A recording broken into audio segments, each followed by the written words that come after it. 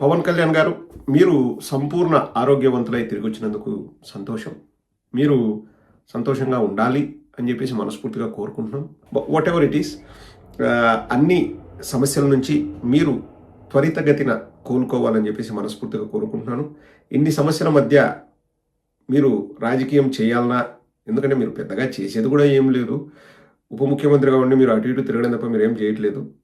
ఇంకా సంపూర్ణంగా మీరు ఆరోగ్యం పైన దృష్టి పెట్టి మళ్ళీ జిమ్ చేసి మళ్ళీ మీరు సినిమాలు చేసుకుంటే బాగుంటుందేమో. ఎందుకంటే సినిమాలు అంటే సంవత్సరానికి ఒక నెల రోజులు కూడా పనిచేయరు, మిగతా రోజులంతా హ్యాపీగా ఉండొచ్చు. రాజకీయాలు అలా కదా, అంటే ఇప్పుడు రాజకీయాల్లో కూడా సంవత్సరానికి నెల కంటే ఎక్కువ ఆయన పని చేయట్లేదు అనుకోండి. బట్ నా ఉద్దేశం ఏంటంటే సదుద్దేశమే.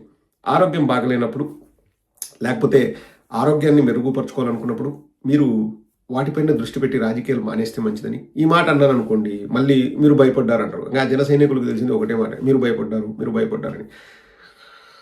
నేను భయపడలేదు, జాగ్రత్త పడమని చెప్తున్నాను. అది సో విజయ్ గారి ప్రస్తావన వచ్చిందంట. తమిళనాడులో విజయ్ గారు పోటీ చేసిన మొదటిసారే అఖండ విజయం సాధించి 108 స్థానాల్లో విజయ దుందుబి మ్రోగించి వారు ముఖ్యమంత్రి అయ్యారు. పవన్ కళ్యాణ్ గారిని చాలా మంది చెవుల్లో జోరిగలాగా అదే విషయం చెప్తున్నారంట. ఒకసారి పవన్ కళ్యాణ్ చెప్తాడు, ఒకసారి వినండి. జనసేన అలయన్స్ ఎలా స్టార్ట్ అయింది?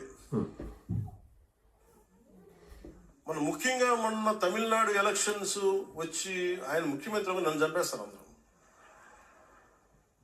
దాని పరిస్థితులు వేరు, మన పరిస్థితులు వేరు. ఎందుకండి అభిమానులను అడుగుతున్నాను, పిల్ల పిత్రేళ్ళని అడుగుతున్నాను, ఎందుకు బాస్ని ఎందుకు చంపేయాలి?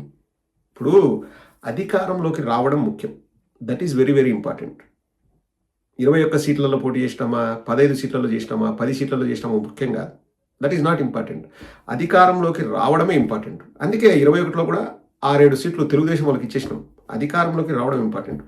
ఇప్పుడు బాస్ అధికారంలోకి రాకపోతే, అదే పవన్ కళ్యాణ్ అధికారంలోకి రాకపోతే ప్రత్యేక విమానాల్లో ప్రత్యేక హెలికాప్టర్లో తిరిగే అవకాశం ఉండేది. మిమ్మల్ని అడుగుతున్నా, సూటి ప్రశ్న అడుగుతున్నా, చెప్పండి.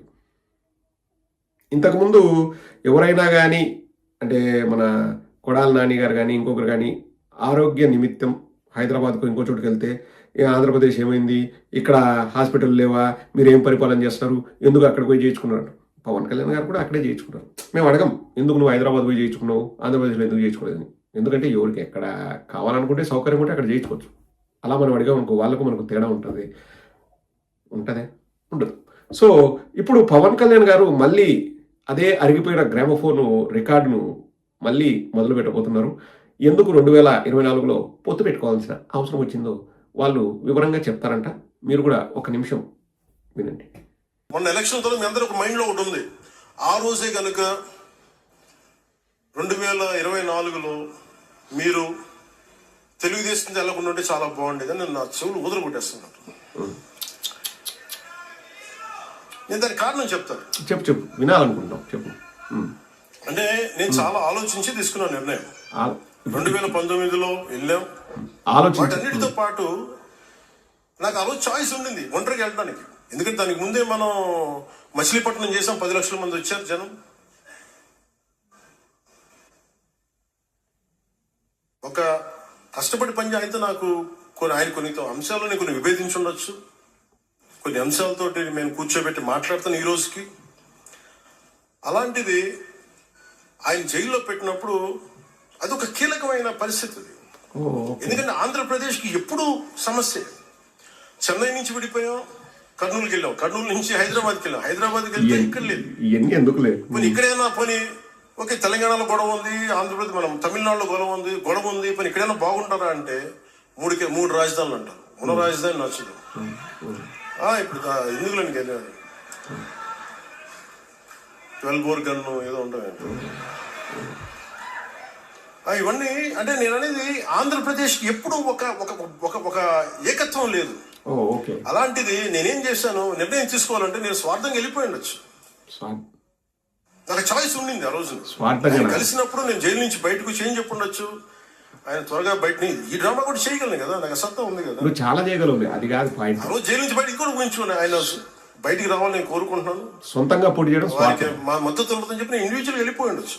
కానీ నాకు మనసుకు అలా అనిపించలే.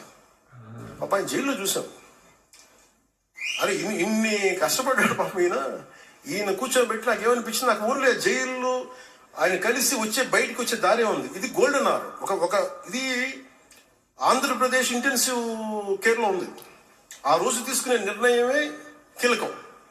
ఏదన్నా కొత్త విషయం చెప్తాడు అనుకుంటే ఫస్ట్ ఏమన్నాడండి, నేను బాగా ఆలోచించే నిర్ణయం తీసుకున్నాడు. మళ్ళీ జైలు నుంచి కలిసి బయటకు వచ్చేటప్పుడు ఆ ద్వారము ఆ జైలు అదే గుర్తుండిందంట, అప్పుడే నిర్ణయం తీసుకున్నాడంట.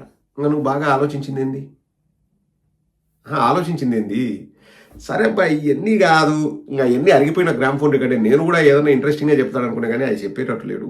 ఇప్పుడు ఒక మాట అడుగుతాను, పవన్ కళ్యాణ్, ఇప్పుడు నువ్వు అధికారాన్ని కూడా చూసినావు, మీ వాళ్ళు బలపడినారని నువ్వు ఫీల్ అవుతున్నావు, మీ పార్టీ బలపడింది ఎందుకంటే నీ పరిపాలన చూసి ఇంకా ప్రజలు ఉర్రూత లూగుతున్నారని అనుకుందాం.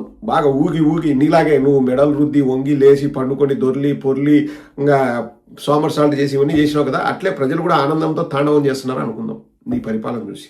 అప్పుడంటే 2019లో ఓడిపోయినావు, సరే 2024లో పొత్తు పెట్టుకొని ఏదో చంద్రబాబును ఆదుకుందాము, ఆయనకు పాపం జైల్లో ఉంటే ఆయన చూడలేకపోయి నువ్వు ఇదంతా చేసినావు, ఓకే.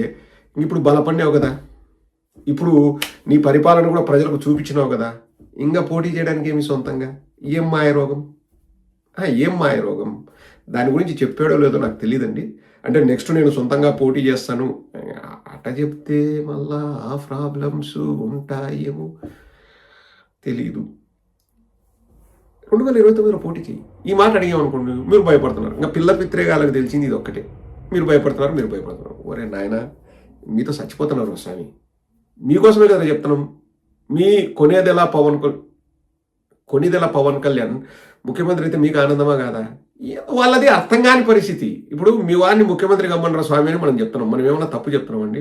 మీకెందుకు అది మళ్ళీ వాళ్ళే ఒక పక్క ఏడుస్తారు, మా అన్న ఎప్పుడు ముఖ్యమంత్రి అవుతాడు, మా దేవుడు ఎప్పుడు ముఖ్యమంత్రి అవుతాడని వాళ్ళు ఏడుస్తారు. నీ ఎట్లా చెప్పాలి మీరే చెప్పండి, మీకు తెలిస్తే చెప్పండి, నాకు నిజంగా అర్థం కావట్లేదు. సో చంద్రబాబు నాయుడు జైల్లో చూసి బాధపడి ఆ రోజు పొత్తు పెట్టుకునేంట, సొంతంగా పోతే ఆ రోజు స్వార్థం అవుతుందంట. నాకు తెలీదు ప్రపంచంలో ఇంతవరకు ఎవరైనా కానీ ఒక పార్టీ పెట్టి వాడు సొంతంగా పోటీ చేస్తే అది స్వార్థము అని నాకు ఇంతవరకు తెలియదు. కొత్త విషయం చెప్పినాడు మా సార్ వాడు.